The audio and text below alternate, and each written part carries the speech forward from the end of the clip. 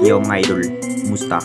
Mandrig mga sports, sabi nga pala, ating pag-usapan, breaking news, PBA trade, Richie Robero, Tohy Nibra at Justin Brownlee may gustong patunayan. So pagmat isa na nga rin ang upunan ng Barangay Nibra sa nagpapalakas sa ating liga mga idol bukod pa sa TNT Tropang 5G.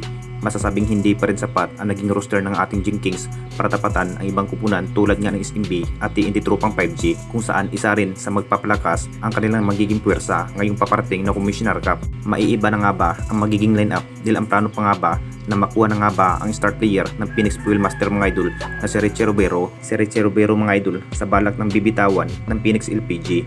Magiging magandang plano na nga ba ng ating Barangay Nibra kunin ang nasabing power forward na si Richie Robero. Alam na nating lahat mga idol sa kakayanan sa nasabing player, magaling rin sa outshot shooting, nag-average lamang po ng 20 points. Mapapalakas na nga ba ang magiging lineup ng ating Jing Kings kapag matutuloy sa kampo ng Barangay Nibra ang nasabing player na si Richie Robero? Siguradong isa rin sa napaka-importante player pagdating sa scoring machine mga idol na si Richie Robero. Nakita naman nating lahat sa naging performance sa nasabing player sa Phoenix LPG mga idol, hindi pa rin mabibigyan ng mataas na minuto para makapaglaro ang nasabing player na si Richie Robero.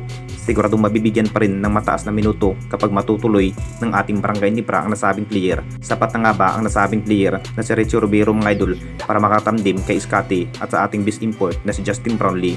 Hindi pa rin biro kapag nasa Commissioner Cup, sinisecure pa rin ang magiging roster para tapatan nga ang ibang kupunan tulad nga sa TNT Tropang 5G at SMB.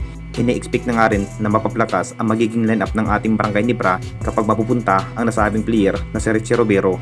At dito na naman tayo sa isa pa nating balita, Justin Brownlee may gustong patunayan sa lahat. Alam na nating lahat mga idol, abala pa rin ang ating best import na si Justin Brownlee sa ating national team na Gilas Pilipinas para sa paparating na FIBA window mga idol. May inamin na nga rin ng ating best import na si Justin Brownlee sa upunan ng Barangay Nibra ngayong paparating na Commissioner Cup mga idol.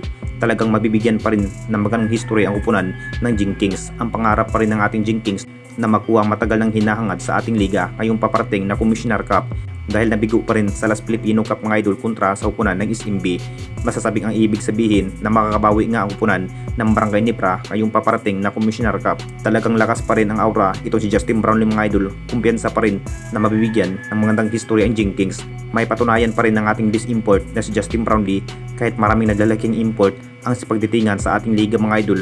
Patunayan pa rin ng ating best import na mabibigyan ng magandang history ang upunan ng Jing Kings. Kahit butas ng karayom pa rin ang kanilang madadaanan ngayong paparating na Commissioner Cup, siguradong mahihirapan pa rin ang Jing Kings dito mga idol dahil sa kakulangan bilang big man, pero gagawin pa rin sa ating best import ang lahat mga idol para mabibigyan ng magandang history ang Jing Kings.